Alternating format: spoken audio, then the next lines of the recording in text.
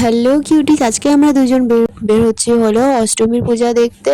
আজকে আমরা দুজনেই বেরোবো, আর কেউ সাথে নেই, কেননা ওরা লামডিং এ চলে গেছে। তো আজকে আমরা ডিসাইড করেছি যেগুলো যেগুলো পুজো দেখিনি তো সেগুলো কভার করার চেষ্টা করব। জানি সবগুলো কমপ্লিট করতে পারবো না, তথাপি। তো এবার ফার্স্টেই আমরা চলে গেলাম হলো শিলপুকুরি পূজাটা দেখতে, কেননা আমরা গীতানগরেই যাব। তো আমরা শিলপুকুরি রোড দিয়ে যাচ্ছিলাম। শিলপুকুরি পূজাটা কিন্তু খুব সুন্দর আছে। একটা কাঠামের মধ্যে মায়ের মূর্তি বানানো ছিল, পুরো হোয়াইটের মধ্যে ছিল থিমটা। আর এখানে ট্রাফিকও কিন্তু সেই পরিমাণের ছিল ফ্রেন্ডস, দেখতেই পাচ্ছ যে আমরা যেরকম ট্রাফিক সেরকম ভিড়। তো এইখান থেকে আমরা চলে গেলাম হলো গীতানগরের পূজা দেখতে, যেটা গুয়াহাটির ফেমাস পূজার মধ্যে একটা।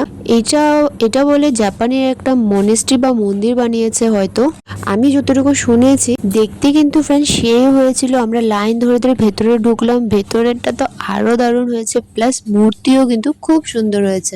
গুয়াহাটির যেসব পছন্দের আর ফেমাস পূজাগুলো তোমাদেরকে দেখিয়েছিলাম না একটা সিঙ্গেল ব্লগ বানিয়ে, এই পূজাটাও কিন্তু তাদের সাথে ইনক্লুডেড। প্রায় অনেকটা টাইমেই কিন্তু আমরা এখানে ছিলাম, আর এখানে কিন্তু প্রচুর ভিড় হয়েছে ফ্রেন্ডস। বেশিরভাগ মানুষ এইখানের পূজাটা দেখতে ভালোবাসে। অন্য কোনোখানেরটা দেখুক না দেখুক, গীতানগরে তো আসবেই। তোমরা কারা কারা গীতানগরের পূজা দেখেছো আর কারা কারা মিস করে গেছো, ওরা কমেন্টে এসে বলবে কিন্তু। এরপরে আমরা দুজন মিলে গেলাম হলো একটা রেস্টুরেন্টে পেট পূজা করতে, কেননা পেট ভরা থাকলে কিন্তু ঘুরেও শান্তি লাগে। সেই রকম হেভি কিছু একটা অর্ডার করিনি, ভেজ ফ্রাইড রাইস, চিকেন কষা আর বাটার নান নিয়েছিলাম ব্যাস। খাবারের কোয়ালিটি ছিল সেই দারুণ, বাট ফ্রাইড রাইসের কোয়ান্টিটিটা আমার একটু কম লেগেছে। এরপরে আমরা খেলাম হলো আইসক্রিম, দেন আমরা চলে গেলাম হলো দিসপুর লাস্ট গেটের পুজোগুলো কভার করতে।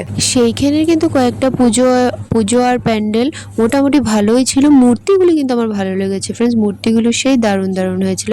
আর মায়ের মুখ কখনো কি খারাপ হতে পারে বলো। এরপরে আমরা চলে আসলাম বেলতলা লক্ষ্মী মন্দিরের পুজো দেখতে। এর আগে কিন্তু আরেকটা প্যান্ডেল পড়েছিল, বাট সেখানে আমরা ঢুকিনি, কেননা অনেক লেট হয়ে গেছিল ফ্রেন্ডস। আরো অনেক পূজা দেখা বাকিও আছে, প্রায় এখন 1:30-2টার মতন বাজে। বেলতলা আমাদের বাড়ি থেকে অনেকটাই দূর, এখানেই যদি আমরা বেশি টাইম কাটিয়ে দিই বাকি পুজোগুলো দেখা আমাদের হবে না। তো লক্ষ্মী মন্দিরের পুজোটা কভার করলাম, যেটা আমার প্রত্যেকবারই খুব ভালো লাগে। এই একটা পূজা দেখার জন্য কিন্তু আমি এত দূর আসি।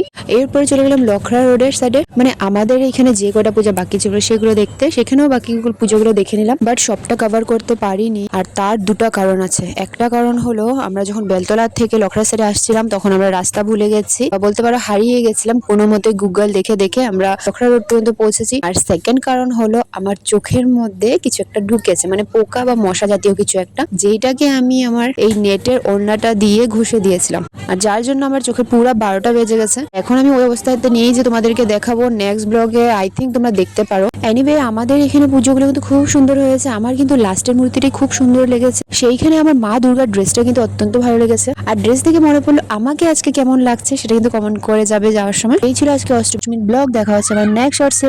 Till now stay happy and subscribe to my channel. By.